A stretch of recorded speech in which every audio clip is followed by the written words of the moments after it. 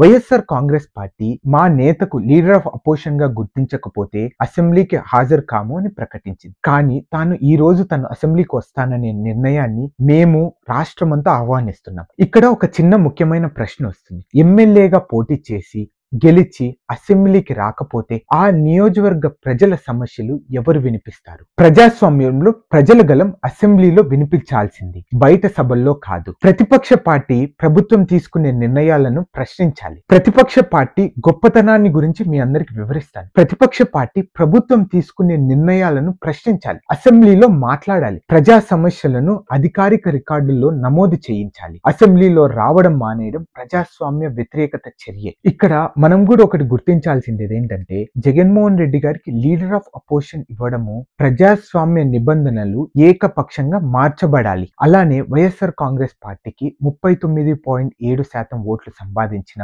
అసెంబ్లీలో ఎల్ఓపికి అర్హత సాధించలేదు.